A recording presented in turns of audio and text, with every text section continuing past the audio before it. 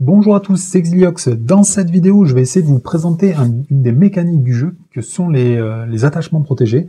Donc les attachements protégés, moi j'aime énormément les jouer. Je vais pas rentrer dans le débat de est-ce que c'est fort ou est-ce que c'est pas fort. C'est clair que quand vous jouez les scénarios les plus difficiles du jeu, malheureusement vous ne pourrez pas jouer cette mécanique parce qu'elle est vraiment...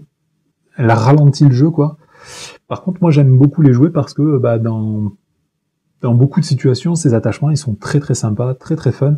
Et puis, il faut quand même admettre que ça nous permet de jouer des attachements à la fois de l'histoire et puis des attachements qui sont très très forts et qui ne pourraient pas être joués s'il fallait les payer avec un coût normal. Donc, les attachements protégés, ils sont arrivés avec le cycle 8, les terres sauvages du Rhovanion, et on en a eu dernièrement dans les derniers packs aventures dans la route s'assombrit, dans le cycle 9 qui s'appelle l'ombre du Mordor ou la revanche du Mordor, je me rappelle plus. On a eu déjà 2 attachements protégés, un en tactique et un en... le deuxième, il est en quelle couleur? Un en tactique et le deuxième... le deuxième, on sait qu'il va arriver dans pas longtemps, là, mais pour l'instant, on l'a pas encore eu. Il va arriver en connaissance, c'est la pierre d'Elostirion. Donc, ces attachements, à chaque fois que je dois vous en parler dans une revue de cartes ou même dans des articles et tout, je suis toujours peiné parce que j'ai l'impression de toujours me répéter, de toujours ressortir les mêmes arguments. Donc, j'ai décidé de faire une vidéo pour en parler une bonne fois pour toutes. J'explique la mécanique, les cinématiques de jeu, tout ce qu'on peut faire avec toutes les interactions de toutes les cartes qui existent dans le jeu. Je pense que je vais oublier des combos, je pense que je vais oublier des interactions possibles avec d'autres cartes. Mais je vous invite, si jamais vous trouvez des façons de jouer ces attachements, c'est pas le but de cette vidéo, c'est pas de dire c'est bien ou c'est pas bien, ça on s'en fout. Le but c'est, on a des cartes, comment est-ce qu'on pourrait les jouer? Donc ici on va essayer de se demander à comment est-ce qu'on pourrait les jouer. Donc première chose à savoir, c'est la cinématique de jeu. Donc on trouve les règles de ces attachements protégés bien évidemment dans les 2 manuels de campagne du cycle 8 et du cycle 9. On nous explique comment on joue des attachements protégés. Donc c'est simple, les attachements protégés, quand vous les avez dans votre main, vous allez payer leur coût, ils sont pratiquement tous au coût de 1, sauf Dark qui coûte 0. Vous payez leur coût et vous le mettez en jeu, et au moment où vous le mettez en jeu, vous regardez sur la première ligne, il y a marqué protégé. Donc il peut y avoir 3 types de protégés, soit vous avez protégé par un ennemi à un lieu, soit vous avez protégé uniquement par des ennemis, et comme par hasard, c'est les 2 attachements tactiques qui font ça. Soit vous avez protégé uniquement par un lieu, et comme par hasard, c'est les attachements qui sont énergie qui font ça, mais le prochain en connaissance va aussi être protégé uniquement par un lieu. Donc quand vous jouez un attachement protégé, vous regardez le type de carte qu'on vous demande de chercher, vous défaussez les cartes du début de la pioche jusqu'à révéler des ennemis ou des lieux, puisque là c'est ennemi ou lieu. Donc là par exemple, c'est un excellent exemple. Donc si jamais vous révélez un ennemi ou un lieu qui est immunisé aux effets des cartes joueurs, il n'est pas éligible pour un attachement protégé, et du coup vous devez continuer à défausser des cartes du deck de rencontre jusqu'à révéler un attachement ou un ennemi ou un lieu. Donc là ici ce sera un lieu. On attache cette carte à ce lieu, on le met dans la zone de cheminement. Donc cette carte n'a pas de texte à part le fait qu'elle soit protégée. Les autres cartes partent en pile de défausse.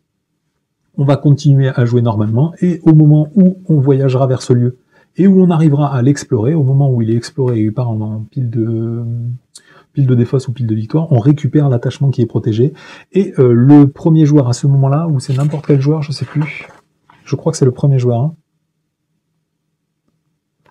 Non, c'est son propriétaire. Donc, son propriétaire à cette carte va l'attacher à un personnage éligible, mais donc ça peut être aussi vos alliés, mais c'est le propriétaire de cette carte qui va choisir sa cible. Voilà, donc juste à noter que quand vous prenez un attachement protégé avec lieu, vous défaussez des cartes jusqu'à ce qu'il y ait un lieu, c'est pas difficile. Hop, voilà, c'est un lieu, vous l'attachez, le reste des cartes, vous les défaussez. Voilà, donc moi ça fait très longtemps que je cherche à jouer ces cartes, j'en ai parlé dans un de mes premiers Craft and Play, je me demande même si c'était pas le premier Craft and Play avec Aldan, où l'objectif c'était déjà de jouer ces cartes-là, et du coup, le problème c'est que, bon, des attachements protégés, déjà il y en a 3 en neutre, et après il y en a, à l'époque, il y en avait que 1 par couleur. Donc du coup, quand vous choisissez votre sphère, vous n'en avez qu'un, souvent ça combote avec la couleur de votre sphère, mais si jamais vous voulez en jouer beaucoup, malheureusement il va falloir jouer en bi ou en trisphère. Ça c'est le premier problème, et puis le deuxième problème c'est que quand vous les jouez, ils viennent en zone de cheminement, donc comme il n'y a pas de phase de voyage ni de phase de combat, vous allez devoir attendre un tour dans le meilleur des cas, mais peut-être 2 tours avant de le récupérer. parce que si jamais il y a un lieu, faut d'abord explorer le lieu que vous avez en lieu actif, puis après il faut voyager vers ce lieu-là. Donc c'est problématique. Déjà, ça va augmenter la menace dans la zone de cheminement puisque vous allez rajouter soit des lieux, soit des ennemis. Vous allez peut-être vous mettre dans des situations compliquées parce que les ennemis sont très forts. Et puis, de toute façon, il va falloir gérer les lieux et les ennemis. Donc, accumulation de lieux dans les scénarios où il y a beaucoup de lieux et accumulation d'ennemis quand il y a trop d'ennemis. Donc, si vous êtes trop en menace, ça peut vous mettre dans des situations très périlleuses. Il faut quand même reconnaître que tous ces attachements protégés là, ils sont méga forts, hein, ce qui est normal puisque vu tous les défauts qu'on vient de citer, il y a forcément un avantage. Donc pour l'instant, on en a 3 en neutre. Je vais vous les faire défiler à l'écran, je vais pas en faire la revue détaillée, sachant que moi, bon, à part ces deux-là qui sont très circonstanciels, puisque celui-là ne s'attache qu'à des nains et celui-là ne s'attache qu'à des hobbits, donc vous ne pourrez pas forcément le jouer dans beaucoup de cas. Ceux-là, ça fait très longtemps que je les joue, là, le collier de Girion et l'Arkenstone. Je le joue depuis qu'ils sont sortis. L'Arkenstone, il fait pratiquement exactement la même chose que la communauté de l'anneau, là, le dernier contrat du cycle 9. Le collier de Girion est méga fort parce qu'il fait gagner des ressources tout en augmentant la volonté. Dans beaucoup de scénarios, on a beaucoup d'intérêt à avoir beaucoup de volonté pour explorer la quête, tout simplement. Et puis, il y a pas mal d'effets de jeu que moi j'aime jouer, qui se basent sur la volonté, notamment le bouclier d'or, les cartes comme Histoire de Tinuviel, Beau et Périlleux, toutes ces cartes-là, elles se basent sur la volonté. Ah non, il y en a une des deux, c'est sur la volonté qui est écrite sur le personnage. Je crois que c'est Histoire de Tinuviel, donc ça ne marche pas avec le collier de Girion.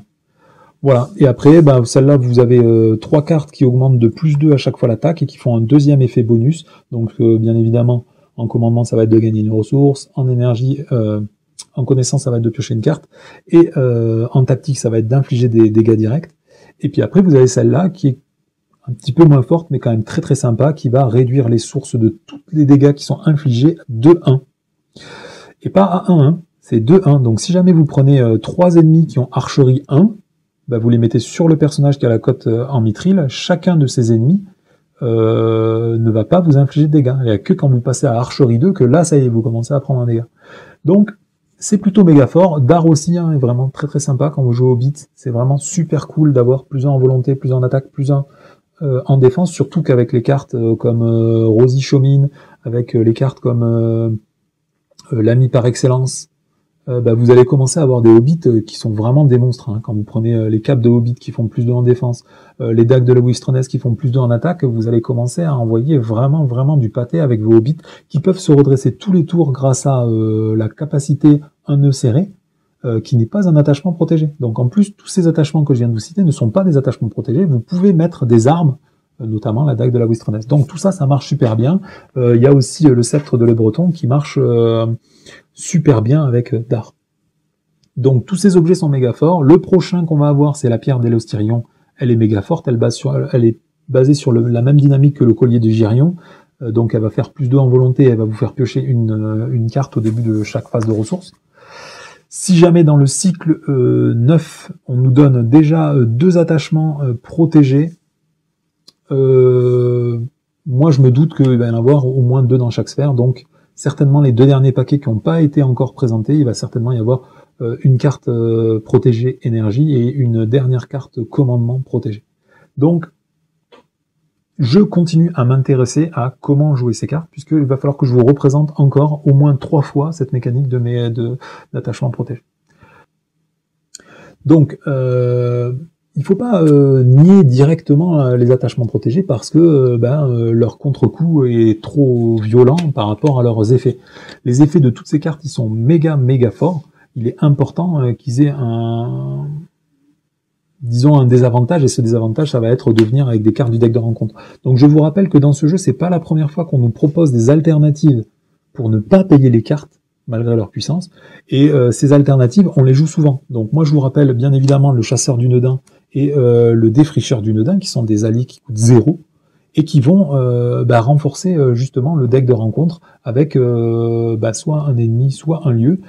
Et justement, ces cartes-là, on les joue déjà beaucoup parce que c'est gratuit, quoi. Et du coup, c'est intéressant. Et ces attachements, je vous rappelle que si jamais on devait les payer à leur vrai coût, à mon avis, ils voudraient au moins 3, voire 4 ressources. Si vous prenez par exemple le collier de Girion, des effets qui sont similaires, vous avez, pour gagner une ressource, c'est toujours circonstancié, mais ça coûte au moins une ressource. Gagner 2 en volonté, c'est au moins 2 ressources. Donc déjà, cet objet, vous devriez au moins le payer 3 ressources.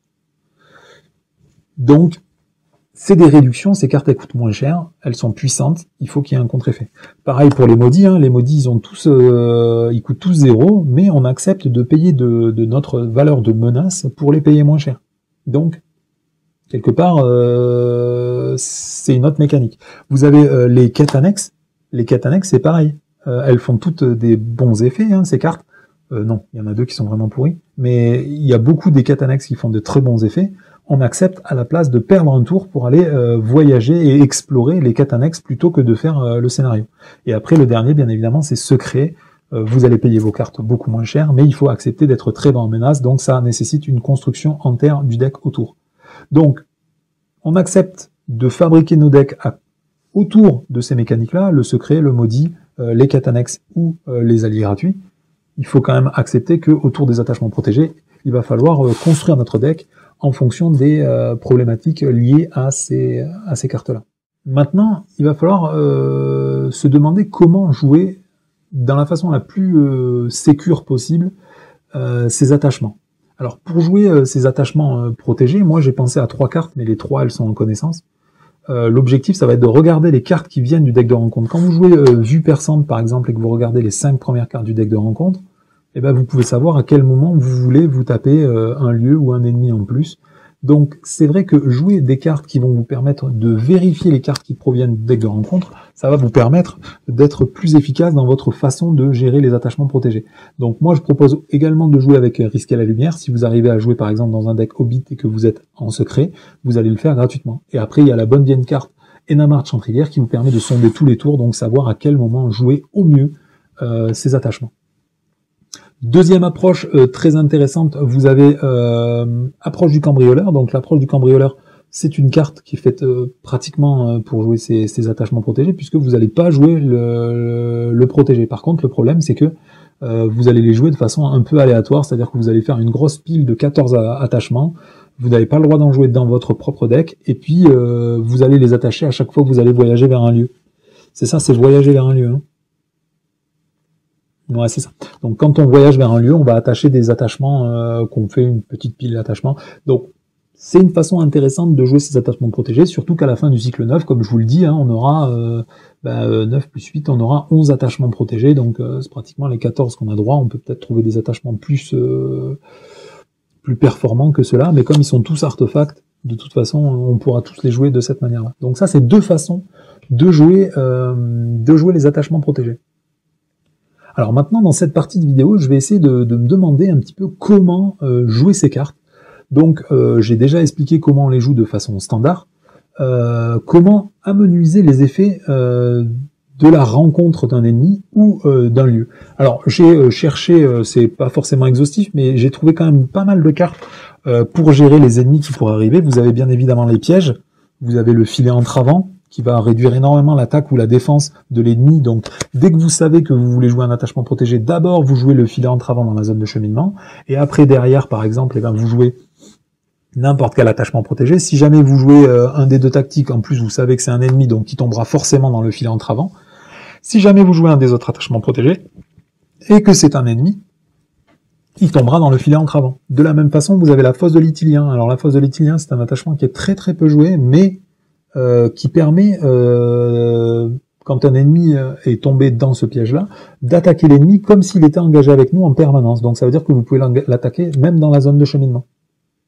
Voilà, donc ça c'est 2 effets auxquels j'ai pensé. Après, il faut pas oublier bien évidemment... Tiens, qu'est-ce que j'ai... Ouais, il me manque une carte là que je voulais vous présenter. J'en parlerai peut-être plus tard. Elle est là. Voilà, après, à partir du moment où ils auront un attachement attaché à eux, les ennemis, voilà, hop. Il faudra un ennemi pour vous présenter. Voilà. À partir du moment où il y aura une carte qui est attachée à eux, à ces ennemis-là, donc imaginez que vous vous trouvez dans cette situation-là, vous avez la hache de Durin qui est protégée par un ennemi, vous pouvez jouer 3 cartes qui sont spécifiques pour faire ça. Vous avez la lance du rôdeur, dès que vous avez un ennemi qui a un attachement attaché à lui, eh ben vous gagnez plus d'1 attaque, c'est quand même très confortable. Vous avez la Vaillance du Nord, qui est une carte qu'on ne joue absolument pas, mais si jamais il y a beaucoup d'attachements protégés dans votre deck, peut-être que vous pourrez le jouer. À partir du moment où un ennemi vous attaque ou que vous attaquez un ennemi qui a un attachement sur lui, vous pouvez gagner plus 3 en attaque et plus 3 en défense pour cette attaque. Et ça coûte 0. Donc c'est intéressant pour récupérer les attachements protégés. Après, il y a le nouveau Faramir là, qui est sorti. Quand il arrive en jeu, il inflige 2 points de dégâts. Et si jamais l'ennemi a un attachement, il va infliger 4 points de dégâts à la place. Donc je pense que celui-là aussi est un petit peu fabriqué pour récupérer ses attachements protégés. Et après, vous avez bien évidemment Bilbon Saké, la deuxième version de Bilbon Saké, qui est censée être méga nulle, mais si jamais vous jouez beaucoup d'attachements protégés, eh ben c'est assez fort, surtout parce que lui, il va pouvoir porter d'art. Donc, de toute façon, c'est dans le même paquet. Donc lui, au moment où vous l'envoyez en quête, vous allez choisir un ennemi dans la zone de cheminement. Donc par exemple, cet ennemi là, la racine tenace, il va gagner en volonté la valeur de menace de cet ennemi. Donc là, du coup, il a 1 en menace de base, plus 3, il aura 4 en menace. Et en plus, si vous faites un succès de quête, à la fin de la phase de quête, vous infligez 1 point de dégâts à l'ennemi que vous avez choisi. Et s'il a un attachement attaché à lui, donc un attachement protégé, vous pouvez lui infliger 2 points de dégâts. Donc ça vous permet de nettoyer, en plus de pas compter l'ennemi, puisque quelque part il a 3 en menace, mais lui il va gagner plus 3 en menace. Donc quelque part vous effacez la présence de cette carte de la zone de cheminement. Voilà, donc ça c'est des façons qu'on a pour amenuiser les actions sur les ennemis. Après moi sur les lieux, je me suis demandé comment jouer tous ces attachements.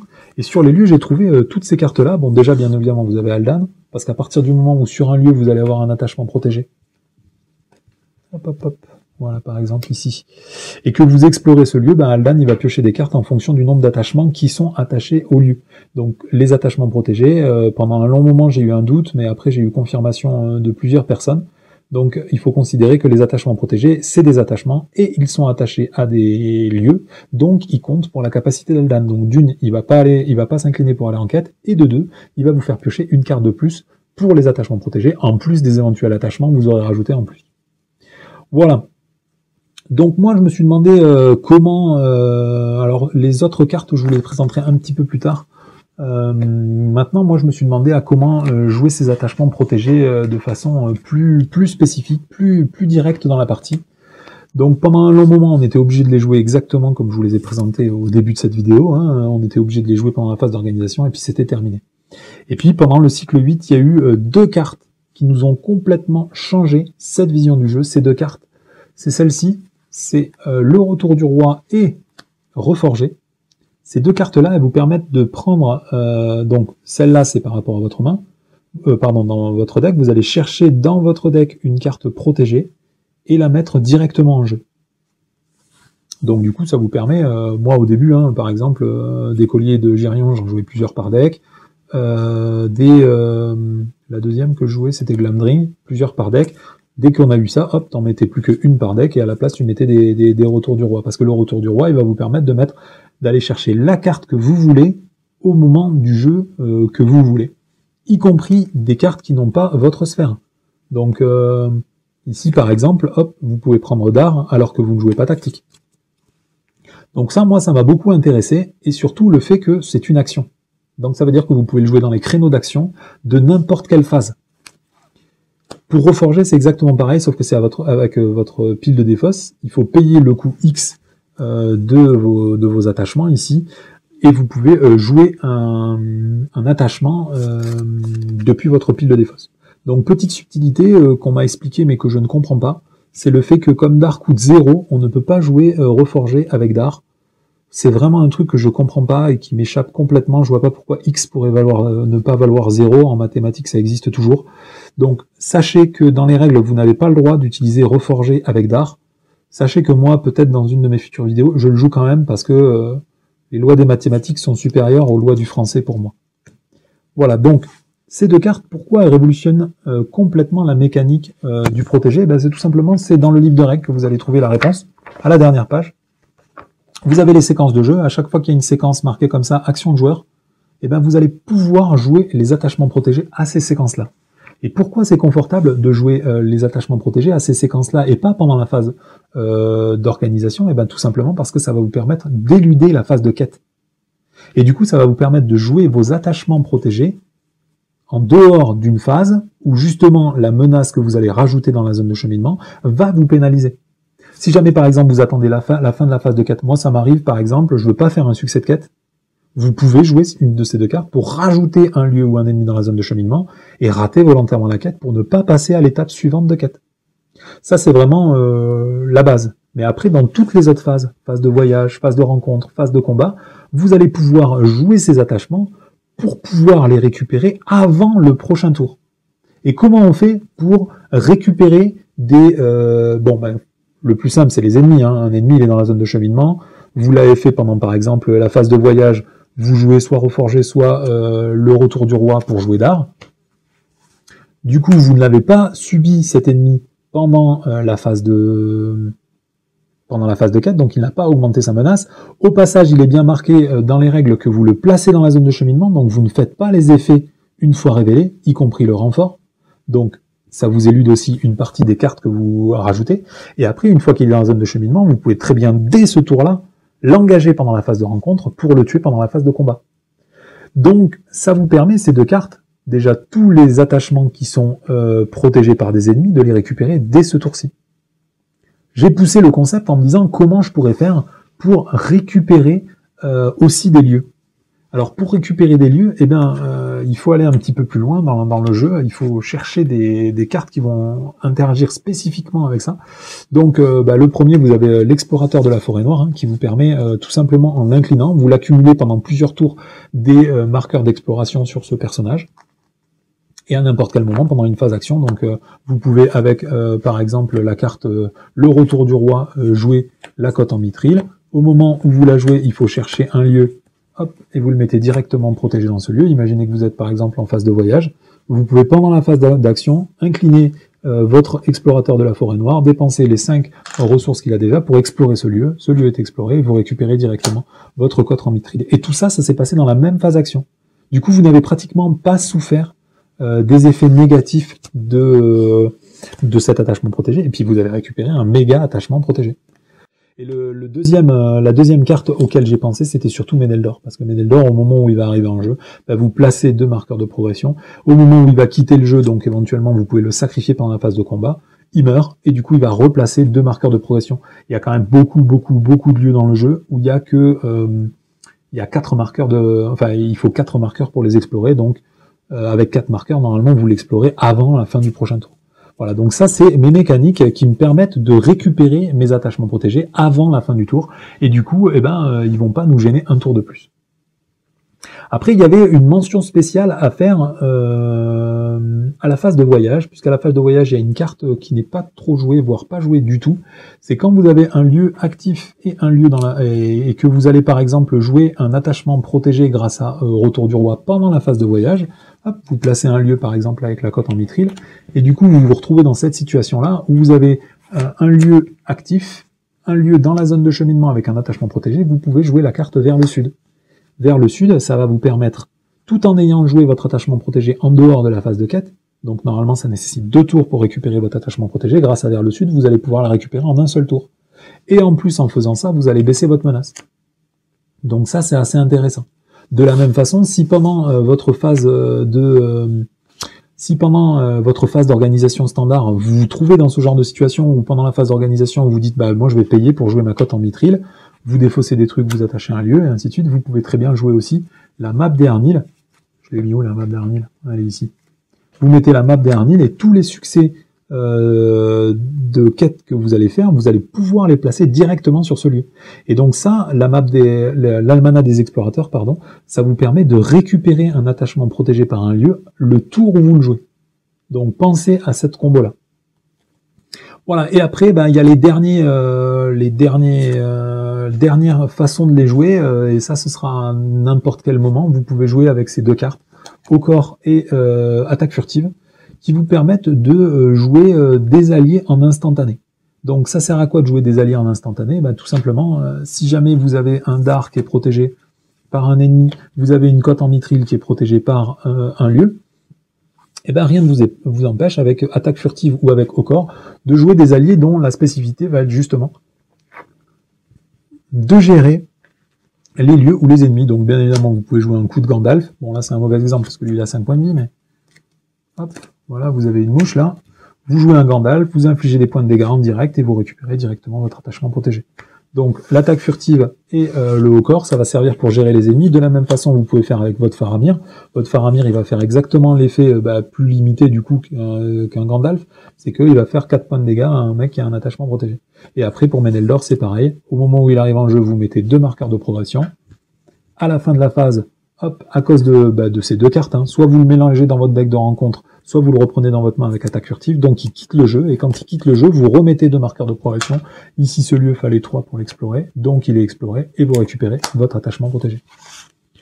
Voilà, donc, c'est une vision, enfin, c'est pas une exploration exhaustive, hein, je vous ai présenté plein de mécaniques de jeu, mais il n'y a pas que celle-là, les autres, elles sont beaucoup plus étriquées, alors je vous ai présenté que les mécaniques de base, mais vraiment avec ces 2 cartes là, le retour du roi et reforgé, on peut jouer des attachements protégés en dehors de la phase d'organisation, on peut les jouer pendant toutes les autres phases, et du coup c'est très intéressant de faire ça. Voilà, donc je vous invite à participer à cette vidéo en mettant vos commentaires, en m'expliquant la façon dont vous voulez jouer, vos combos, comment vous faites et lesquels vous préférez. N'hésitez pas, puisque moi je joue essentiellement tout seul, et du coup il y a plein de combos auxquels je ne pense pas. Donc n'hésitez pas à nous partager ça. Allez, à bientôt, c'est Exiliox pour le Seigneur des Anneaux.